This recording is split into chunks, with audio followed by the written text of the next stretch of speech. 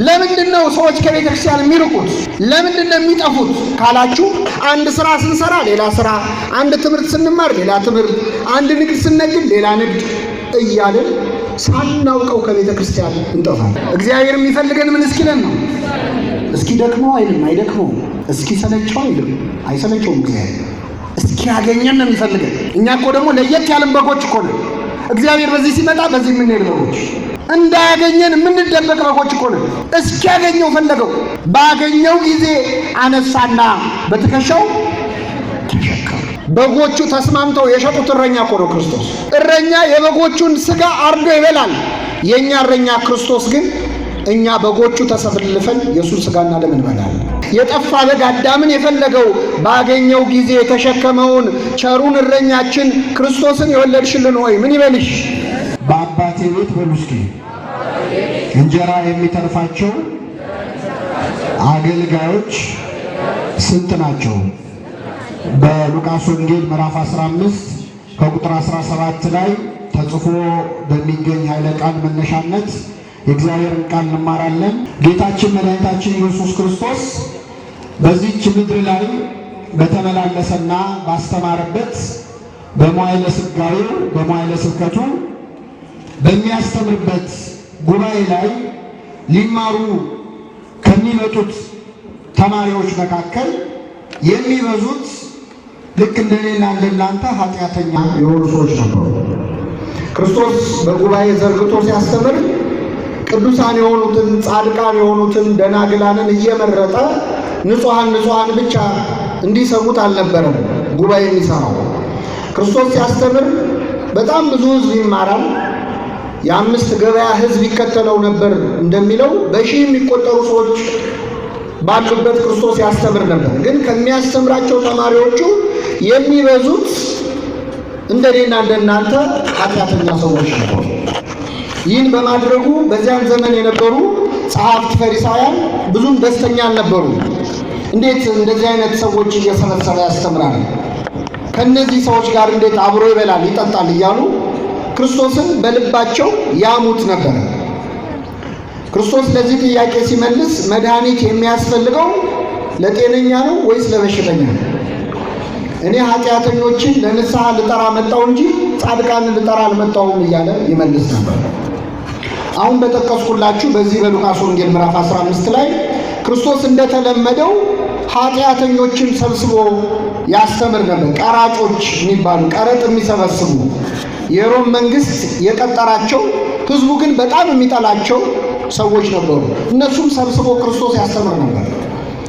ህዝቡ እነዚህን ሰዎች የሚጠላበት ሁለት ምክንያት ነበሩ። አንደኛ ቀረጥ የመሰብሰብ ስራቸውን ሲሰሩ ድሃ የሚበድሉ፣ ፍርድ የሚያጓድሉ፣ የሰው ገንዘብ የሚቀሙ ነበሩ። በዚህ ይጠላቸዋል ህዝቡ። ሁለተኛው በዚያ ዘመን እስራኤላውያን በሮማውያን ቅኝ አገዛዝ ስር ስለነበሩ እነዚህ ቀረጥ የሚሰበስቡ ሰዎች ተቀጥረው የሚሰሩት ለጠላት ነው፣ ለቅኝ ገዢዎቻቸው።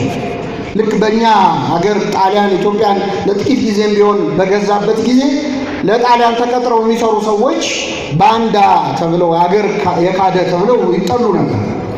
ስለዚህ እንደዚህ አይነት ሰዎች ስለሆኑ ሰው በጣም በፖለቲካ ምክንያት በምግባራቸው ምክንያት በጣም ይጠላቸዋል። ክርስቶስ ደግሞ እነዚህን ቀራጮች ያቀርባቸው ነበር። እንደውም ከ12ቱ ደቀ መዛሙርቱ መካከል አንዱ ማቴዎስ የተባለው ሐዋርያ ቀራጭ የነበረ ሰው እና ሲያጉረመርሙ በልባቸው ልብንና ኩላሊትን የሚመረምረው አምላክ ክርስቶስ ስለሆነ እግዚአብሔር ልብንና ኩላሊትን ምን ይላል?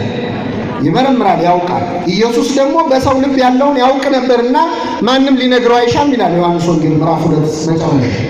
ስለዚህ የልቡናቸውን ሐሳብ አውቆ ለምን ኃጢአተኞችን እንደሚቀበል፣ ለምን ከኃጢአተኞች ጋር እንደሚበላ እንደሚጠጣ በቀጥታ ስላልጠየቁት በቀጥታ ሳይሆን በምሳሌ አድርጎ አስተማረ ክርስቶስ። 3 ምሳሌዎችን ተናገረ። የመጀመሪያው ምሳሌ አንድ ሰው 100 በጎች ነበሩት ይላል። እረኛ ነው። በጎች አሰማርቶ ቀኑን ሙሉ ከዋለ በኋላ ማታ ሲመሽበት እነዚያን 100 በጎች ይዞ ወደ ቤቱ ተመለሰ። ቤት ከገባ በኋላ ጠንቃቃ እረኛ ስለነበር ከ100 በጎቹ መካከል እንደው የጠፋ ይኖር ይሆን ብሎ በጎቹን በአግባቡ ቆጠራቸው። በግ የሚቆጥር እረኛ እግዚአብሔር ያድለናል። እኛ ቢጎድል ባይጎድል ብዙ አይሰማንም። እሱ ግን ቆጠረ በጎቹን።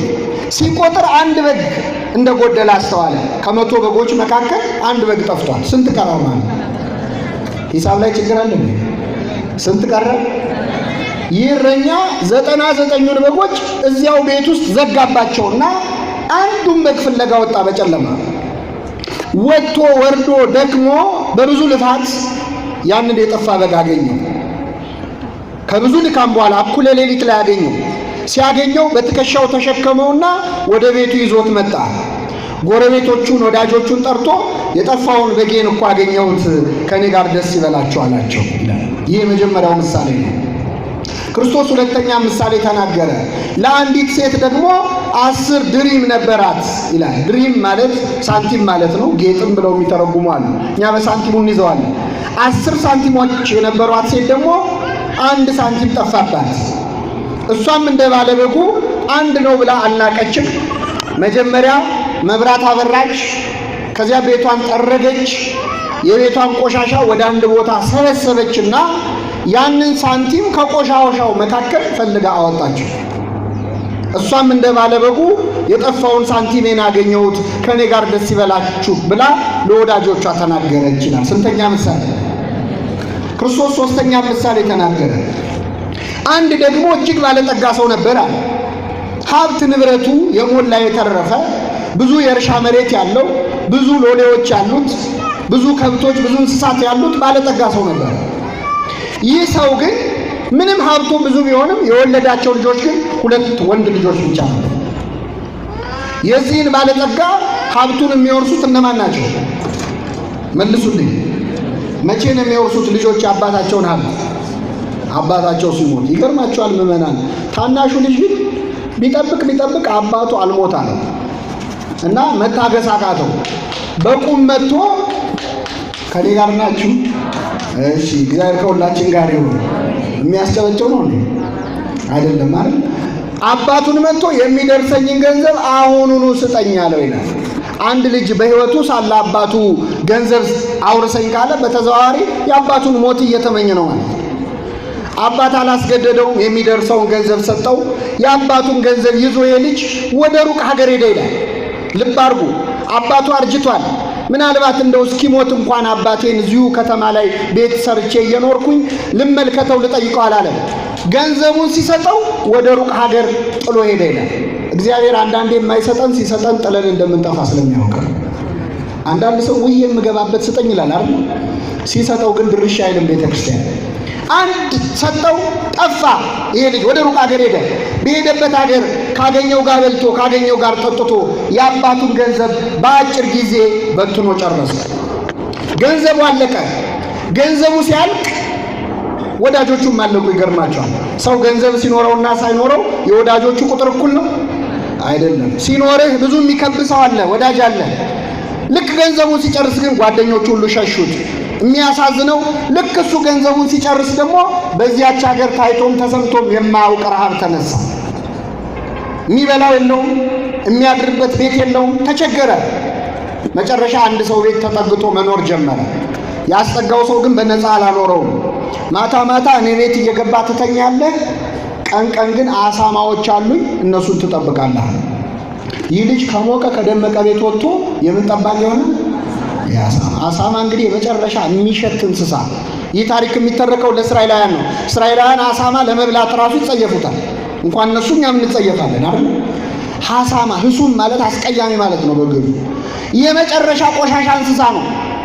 እዛው የሚበላ እዛው የሚጸዳዳ፣ በዚያ ቆሻሻ በሚሸት ቦታ ላይ ጠባቂ ሆኖ መስራት ጀመረ። የሚያሳዝነው ከሽታው በላይ ያስቸገረው ግን ረሃብ ነበር። ይገርማቸው። አሳማዎቹ ከሚበሉት ምግብ ሊበላ ይመኝ ነበር። ምን ነው አሳማ ባደረገኝ እስከማለት ደረሰ። ይህን ጊዜ ወደ ልቡ ተመለሰ ይላል። እግዚአብሔር ሁላችንም ወደ ልባችን ይመልስ። ምን አለ? በአባቴ ቤት እንጀራ የሚተርፋቸው አገልጋዮች ስንት ናቸው? እኔ እዚህ በረሃብ ልሞት ነው። በዚህ ሰዓት ግን አባቴ ቤት አገልጋይ ሆነው የሚያገለግሉ ሎሌዎች በልተው ጠግበው ለውሻ ይሰጣሉ፣ በልተው ጠግበው ይደፋሉ። እኔ ግን እዚህ በረሃብ ልሞት ነው። ስለዚህ አሁኑኑ ተነስቼ ወደ አባቴ እሄዳለሁ አለ። ተነስቼ እሄዳለሁ እንዲህ እለዋለሁ፣ አባቴ ሆይ በሰማይና በፊት በደልኩ። በሰማይ አባት እናትን አክብር ባለ በእግዚአብሔር ፊት፣ በምድርም ባንተ ፊት በደልኩ። ከእንግዲህ ወዲህ ልጅህ ተብዬ ልጠራ አይገባኝም፣ ግን ቤቱ ውስጥ ካሉት አገልጋዮች አንዱ አድርገኝ እለዋለሁ አለ። ተነስቶም ወደ አባቱ መጣ። አባቱም ገና ከሩቅ ሳላየውና አዘነለት። ይገርማቸዋል፣ አዘነለት። ወደ እርሱ ሮጠና አቀፈና ሳመው። ልጁም አባቴ ሆይ ልጅህ ልባል አይገባኝም አለ። አባት ግን አላስጨረሰውም። ራሱ ከአፉ ተቀብሎ ከሁሉ የተሻለ ልብስ አምጡና አልብሱት፣ ለጣቱ ቀለበት ለእግሩ ጫማ ስጡት፣ የሰባውን ፍሪዳ አምጡና ረዱለት፣ እንብላ ደስ ይበለን። ልጄ ሞቶ ነበር ሕያው ሆኗል፣ ጠፍቶ ነበር ተገኝቷል አለ። ደስ ይላቸው ጀመር ይላል። ይህ ሁሉ ሲሆን ይህ ባለጸጋ ስንት ልጆች አሉት ብያቸው። ታላቅ ወንድሙ እርሻ ሲያርሱ ነው። በዚህ ሰዓት ወደ ቤት መጣ አምሽቶ። ሲመጣ ቤቱ እልልታ በእልልታ ሆኗል። መሰንቆ ይሰማል፣ ዜማው ይሰማል። ደስታ ጭፈራ ላይ ናቸው። ምንድነው ብሎ አንዱን ሕፃን ጠርቶ ጠየቀ። አይ አባትህ መጥቶ አባትህ ልጅ ወንድምህ የጠፋ ወንድምህ ሲመጣ ሲያየው ደስ ብሎት የሰባውን ፍሪዳ አርዶለት ድግስ እየተደረገ ነው አሉት። ተቆጣ። ሊገባም አልፈለገም። ውጭ ቁጭ አለ። አባቱም ወጥቶ ለመነው ይላል። መከረኛ አባት የጠፋው ሲመጣ ቤት ውስጥ ያለው ደግሞ ምን አልልም አለ። አልገባ እባክህ ግባ አለው። አልገባም አለ። እኔ እስከ ዛሬ እንደ ባሪያ ተገዝቼልሃለሁ። ካዘዝከኝ ውስጥ ያልፈጸምኩት አንድም ነገር የለም። ነገር ግን ለእኔና ለጓደኞቼ ደስ ይበላቸው ብለህ እንደው ፍየል እንኳን በግ እንኳን አርዳ አብልተህን ታውቃለህ? ዛሬ ግን ገንዘብህን ከጋለሞቶች ጋር በልቶ ይሄ ልጅህ ሲመጣ አለ። ይሄ ምንህ ለሱ ምኑ ነው? ይሄ ልጅህ ሲመጣ ፍሪዳ አረድክለት፣ ስለዚህ አልገባም አለ። አባት ግን እንዲህ አለው፣ ልጄ ሆይ አንተ እስከ ዛሬ ከኔ ጋር ነበር፣ የኔ የሆነ ሁሉ ያንተ ነው። ነገር ግን ይህ ወንድምህ አለ። ይህ ምንህ ሲያርመው ነው። ይህ ልጅህ ላለው ይህ ወንድምህ ሞቶ ነበር ሕያው ሆኗል፣ ጠፍቶ ነበር ተገኝቷል። ደስ ሊለን ሐሴትም ልናደርግ ይገባናል አለው ይላል። ስለ ቃሉ አምላካችን ስም የተመሰገነ ይሁን። ስንት ምሳሌዎች አየን ምዕመናን?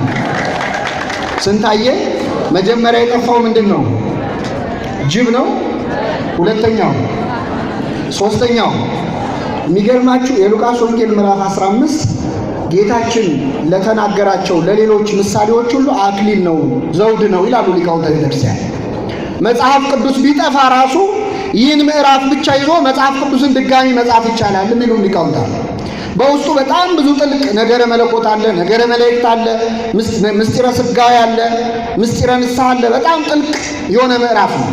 ግን በዚህ ውስጥ እንደው እኛ ክርስቲያኖች ከአምላካችን ከእግዚአብሔር ተለይተን እንዴት እንጠፋለን የሚለውን ብቻ እንማራለን። እግዚአብሔር በቸርነቱ እንዲያስተምረን ቅዱስ ፈቃዱ ይሁንልን። እግዚአብሔር በእነዚህ ምዕራፎች ውስጥ ራሱን በተለያየ መልኩ ገልጿል። ምስጢረ ሥላሴም አለበት።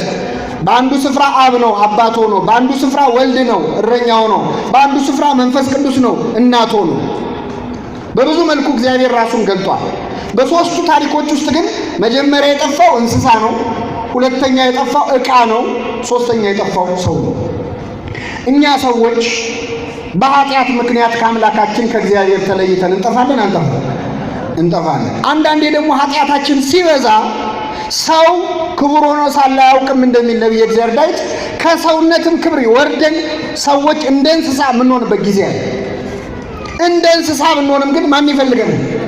እግዚአብሔር ይፈልገናል። ከእንስሳት መሀል አይደል የተወለደው? በበረት ውስጥ እንስሳዊ ሕይወት ቢኖረንም አይጸየፈንም። አንዳንዴ ደግሞ ሰው እኮ ከእንስሳም የሚያንስበት ጊዜ አለ። የለም አሁን በዚህ ዘመን እኮ ከእንስሳ አንሰናል። እንስሳት ማረው አሁን እንስሳት አንበሳ አንበሳን አይበላም፣ ነብር ነብርን አይበላም። ሰው ግን ሰውን ይበላል አይበላም? ይኸው አንሰናል እኮ። እንስሳት የኔ ወገን የሚሉትን እንኳን አይጨክኑም እኮ። ልብ አድርጉ። ሰውየውን ፈለገው፣ እንስሳውንም ፈለገው፣ ዕቃውንም ፈለገው። እግዚአብሔር ምን እያለን ነው? ኃጢአታችሁ በዝቶ እንደ ሰው ብትጠፉ እፈልጋችኋለሁ፣ ከሰውነት ክብር ወርዳችሁ እንደ እንስሳ ብትሆኑም እፈልጋችኋለሁ፣ የማይጠቅም ዕቃ ብትሆኑም እፈልጋችኋለሁ ሲለን ሁላችንም በቸርነቱ ይፈልገን። ፈላጊውን ስታዩት ደግሞ መጀመሪያው ላይ እረኛ ነው፣ ሁለተኛው ላይ እናት ነች የቤት እመቤት፣ ሶስተኛው ላይ አባት ነው። የሁላችን አባት ማን ነው?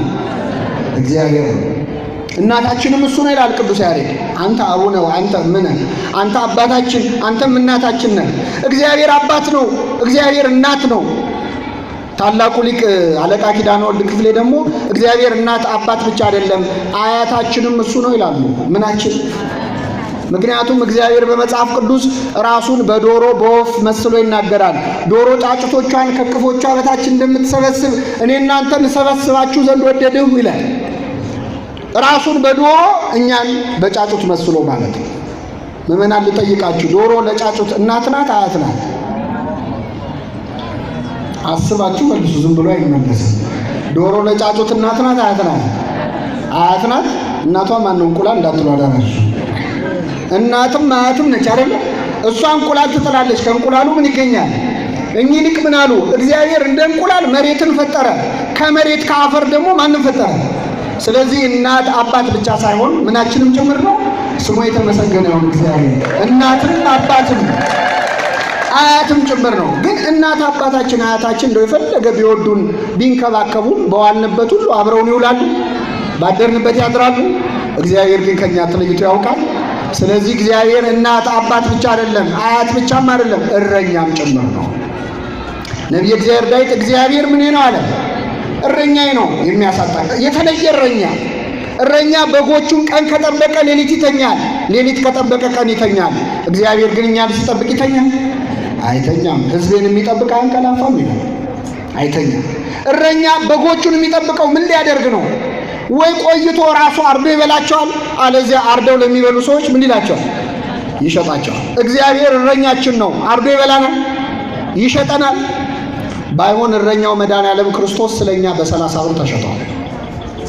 በጎቹ ተስማምተው የሸጡት እረኛ እኮ ነው ክርስቶስ። እረኛ የበጎቹን ስጋ አርዶ ይበላል። የኛ እረኛ ክርስቶስ ግን እኛ በጎቹ ተሰልፈን የሱን ስጋና ደም እንበላለን። እረኛ የበጎቹን ቆዳ ገፎ ይለብሳል። የኛ እረኛ ክርስቶስ ግን እርቃኑን ስለ በጎቹ እንደ ቆዳ በመስቀል ላይ ተወጥቷል። የኛን እርቃን ለመሸፈን እሱ እርቃኑን ሆኗል። ስለዚህ እሱ የተለየ እረኛ ነው። ምዕመናን፣ የእረኛ ፍቅር እስከ ማረን ነው። የክርስቶስ ፍቅር ግን ነፍሱን እስከ መስጠት ነው። አሁን እኛ እረኝነቱን ተውትና የከተማ ሰዎች አሁን ለዓመት በዓል በግ ቤታችን ገዝተን እናስራለን።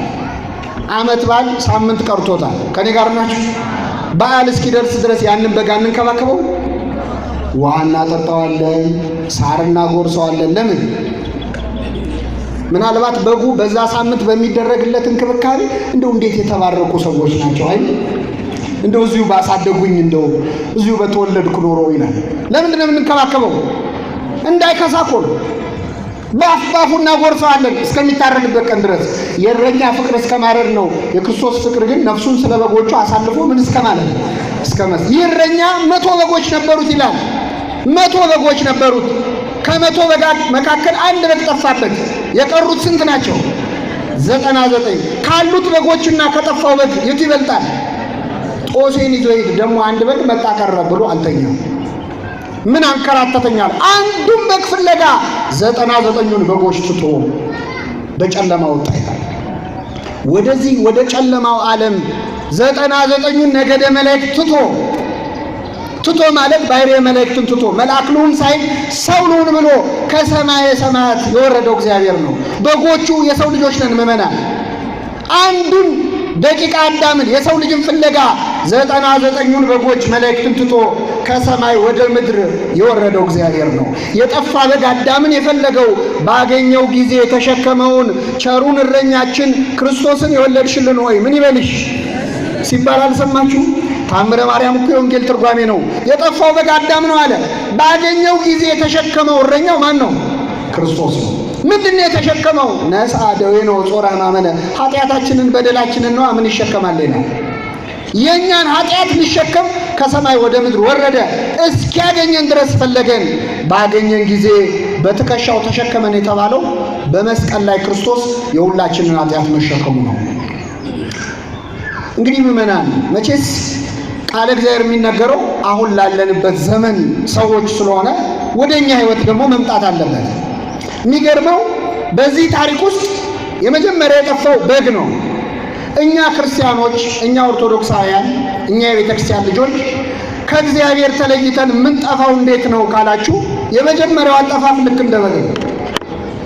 አሁን እዚህ ሰፈር ኦርቶዶክሳውያን የሆኑ እዚህ ጉባኤ ላይ እንዲመጡ የተጠሩ ሰዎች በጣም ብዙ ናቸው። የመጣን ደግሞ አለ፣ በጣም ጥቂቶች ነን። ለምንድን ነው ሰዎች ከቤተ ክርስቲያን የሚርቁት? ለምንድን ነው የሚጠፉት ካላችሁ የመጀመሪያው አጠፋፍ ልክ እንደ በግ ነው።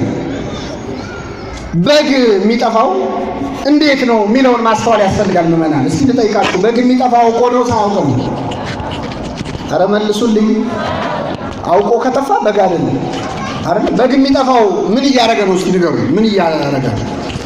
በግ እንዴት እንደሚጠፋ ለማወቅ በግ መሆን ያስፈልጋል? ሰው ሆናችሁ እስኪ ሞክሩ። ምን እያደረገ ነው በግ የሚጠፋው? ሳር እየበላ እዚህ ጋር ሳር ሲበላ እዚህ ጋር ያለው ሳር ሲደርቅበት ወደዛ ሲሄድ፣ እዚህ ጋር ውሃ ሲጠጣ ይሄ ደፍረስ ሲልበት ወደዛ ሲሄድ፣ ሳያስበው በግ የሚጠፋው። በግ ሲጠፋ ቢመሽብኝ ይላል? አይ ሰዓቱ መሽቷል ይላል? አይ ተኩላ ቢበላኝ ገደል ብገባ ይላል? ዝም ብሎ ነው የሚጠፋው። የመጀመሪያው እኛ ክርስቲያኖች ከቤተ ክርስቲያን የምንጠፋው ልክ እንደዚህ እንደ በግ ሳናውቅ ነው። ይሄ በግ እየበላ እየጠጣ እንደጠፋ በጣም ብዙ ሰዎች ከቤተ ክርስቲያን በእንጀራ ጉዳይ ይጠፋል። አይጠፋም? ይጠፋል። አይመቸኝም፣ ስራ አለብኝ። አንዱን ሳር ሲበላ ሌላ ሳር፣ አንድ ውሃ ሲጠጣ ሌላ ውሃ እያለ እንደጠፋ፣ አንድ ስራ ስንሰራ ሌላ ስራ፣ አንድ ትምህርት ስንማር ሌላ ትምህርት፣ አንድ ንግድ ስንነግድ ሌላ ንግድ እያለን ሳናውቀው ከቤተ ክርስቲያን እንጠፋለን። እንደዚህ አይነቱ ሰው ኑ ወደ ቤተ ክርስቲያን ጉባኤ ተካፈሉ፣ አስቀድሱ፣ ምን በሉ ሲባሉ አይ እኔ እኮ አይመቸኝም ቢዚ ነኝ እኮ ይላል። ይሄ በጋውን ቢዚ ነበር አልነበር? ይሄን ሳር እያገላበጠ አይደል? ቢዚ ነበር። ከቤተ ክርስቲያን ሳናውቅ የጠፋነውን እግዚአብሔር በቸርነቱ ይመልከታል። የሚገርመው ሳያውቀው ጠፋ፣ ገደል ብገባ አላለም። ብዙ ሰው ከቤተ ክርስቲያን ስርቅ ብሞትስ ብሎ አያስብ። ሞት ሲመጣ መቼስ አይመቸኝም ማለታችን፣ ቢመሽብኝስ አላለም። ተኩላ ቢበላኝ አላለም። የበግ ለምድ ለብሰው ከሚመጡባችሁ በውስጣቸው እንደ ተኩላ ነጣቂዎች ከሆኑ ከሐሰተኞች መምህራን ተጠበቁ ብሏል ክርስቶስ። ሳናውቀው ሃይማኖቴን ብክድስ ከቤተ ክርስቲያንማ መራቅ የለብኝም ሳንል ዝም ብለን ሳር እያገላበጥን የጠፋን ሰዎች አለን። እግዚአብሔር በቸርነቱ ይመልሳል። ይህ እረኛ ፍለጋ ወጣ። ስንት በግ ፍለጋ? ካሉትና ከመጡት የጠፋው አንድ ነው። ግን ለአንድም ነፍስ እግዚአብሔር ዋጋ የለው አለው። በቤተ ክርስቲያናችን ወደር ያልተገኘለት በስብከቱ ጣዕም ምክንያት አፈወርቅ ተብሎ የሚጠራ ቅዱስ ዮሐንስ አፈወርቅ የሚባል አባት አለ። እስቲ በሉ ቅዱስ ዮሐንስ አፈወርቅ። ልክ ነው። ይህ አባት ይገርማቸዋል። በዛሬዋ ቱርክ የምትባል ሀገር ትናንት ቁስጥንጥንያ ተብላ ትጠራ የነበረች በትልቅ ቤተ መቅደስ ያስተምር የነበረ፣ ከስብከቱ ጣዕም የተነሳ ቤተ መቅደሱ ሞልቶ ምዕመናን የሚማሩለት መምህር ነበር። እዚህ ፊት ለፊት የምታዩትን ማትሮንስ ለሱ ነው የተጀመረው። ቁመቱ አጠር ስለሚል ከፍ እንዲል ነው ይባላል በቤተክርስቲያን ታሪክ። ቅዱስ ዮሐንስ አፈወርቅ ሲያስተምር ይገርማቸዋል። በጣም ብዙ ምዕመናን ይመጡ ነበር።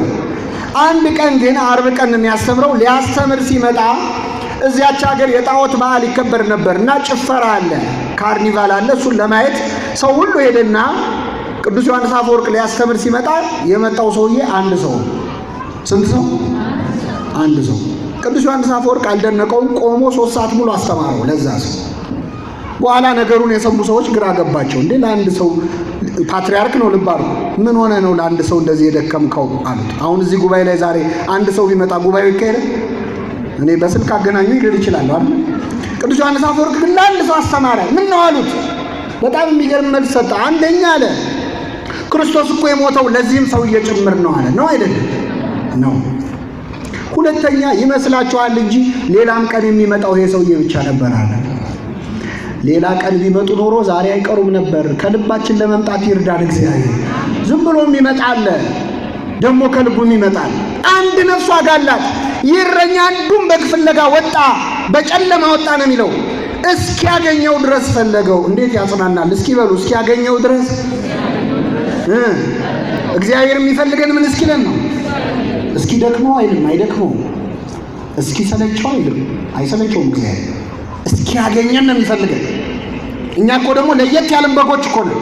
እግዚአብሔር በዚህ ሲመጣ በዚህ የምንሄድ በጎች፣ እንዳያገኘን የምንደበቅ በጎች እኮ ነው። እስኪያገኘው ፈለገው። ባገኘው ጊዜ አነሳና በትከሻው ተሸከመ። ልብ አድርጉ፣ ስለለመድ ነው ብዙም አይሰማን። አሁን እኛ ብንሆን እስቲ ከተማ ነው በእርግጥ ያለ ነው፣ ገጠር ነው ግን በግ የሚጠበቀው በደንብ አንድ እንደው በገጠር ልብ ባለ ገጠር ውስጥ በግ ጠፍቶብን በማታ በዚህ ሰዓት ደክሞን ፀሐይ መጥቶን ቀኑን ሙሉ ቤቴ ገብቼ አርፋለሁ ስንል አንድ በግ ቢጠፋ ያንን በግ ፍለጋ ስንወጣ ደስ እያለን ነው የምንወጣው? እየተራገምን ነው አይደል? ወተን በጨለማ መብራት የለም ተራራውን ወተን አንድ ሁለት እግራችንን እንቅፋት መጥቶን ወርደን ወንዙን ተሻግረን እኩለ ሌሊት ላይ በብዙ ድካም ያንን በግ ብናገኘው እንሸከመው? መልሱልኝ። ቢቻል በዱላ ነው አይደል እንዴ? እንኳን በግ ቀርቶ ልጅ ጠፍቶ ሲገኝ ምንድን ነው የሚደረገው? የኔን ልምድ ላካፍላችሁ መሰለኝ። መጀመሪያ ልጅ ሲጠፋ ወላጆች ወይኔ ልጄ ይላል። ሲገኝ ደግሞ ወይኔ የሚለው ልጁ ነው አይደለም? ምን አንቀጨቀጭ። እመቤታችን ብቻ ናት። ይገርማቸዋል። ልጇ ጠፍቶ ነበር እኮ ክርስቶስ አልጠፋባል። ለስንት ቀን? 3 ቀን። 3 ቀን ቢጠፋ ልትፈልገው ወጣች እመቤታችን። ክርስቶስ ከኛ ሕይወት ውስጥ ከጠፋ ስንት ቀን ሆኖታል? ምዕመናን አልፈለግነውም። እኛ ዞር ቢል አቤት የማታስተምረን የለም እኮ እመቤታችን። ፍለጋ ወጣች 3 ቀን። በኋላ የታገኘችው ቤተ መቅደስ ውስጥ ከመምህራን እግር ስር ቁጭ ብሎ አገኘችው። ክርስቶስ የጠፋባችሁ ሰዎች ከሕይወታችሁ ሌላ ቦታ አለ ቢሏችሁ እንዳሰሙ ክርስቶስ አድራሻው ቤተ መቅደስ ውስጥ ነው። ከመምህራን እግር ስር ነው የምታገኘው። ስታገኘው አትቆጣ ነገር አምላኳን ወልዳ ምን ታድርግ? ልጄ ሆይ አለች፣ አባትህና እኔ ስንፈልግ ለምን አስጨነቀን አለች። ማናማ ስንፈልግ? ማንን ነው አባቴ ያለችው? እንደ ዮሴፍ አባቱ ነው እንዴ? ታዲያ ምን ማለቷ ነው? እንዳይባል የዮሴፍ ልጅ ነው እንዳይባል ክርስቶስ ምን አለ? በአባቴ ቤት ኖር ዘንድ እንዲገባኝ አታውቁም ምን አለ? እሷ ግን አክብራ ቅዱስ ዮሴፍን አብሮ መንከራተቱን አስባ እኔና አባት አላለችም። ይቅርታ አባትህና እኔ ራሷን አስቀድማ አታውቅም ወላዲተ አምላክ። ሌላ ወላጅ ግን ልጁ ጠፍቶ ሲያገኘው ከገረፈው በኋላ ነው የት ነበርክ የሚለው። ይህ እረኛ ግን ባገኘው ጊዜ በትከሻው ተሸከመው። አሁን ዛሬ ቤተ ክርስቲያን የመጣ ነው እዚህ ሰፈር ከተጠራው ሰው ሁሉ እኛ የመጣ ነው። ከዚህ ሰፈር ሰዎች በጣም አስተዋይ ስለሆንን እንዳይመስላችሁ። ተሸክሞ ያመጣን ማን ነው? እግዚአብሔር ነው። ተሸክሞን እኮ ችሎን እኮ ነው ምመና ተመችተ ነው እንዳይመስላችሁ። ተሸክሞን እኮ ነው እግዚአብሔር። የምንናገረው የምንሰራው ምን ሆነውም አተናል እኮ ግን ተሸክሞ አመጣን። ከቤቱ ሳያውቁ እንደ በግ የራቁትን ሁሉ በቸርነቱ ትከሻ ተሸክሞ ወደ ቤቱ ይመልስን።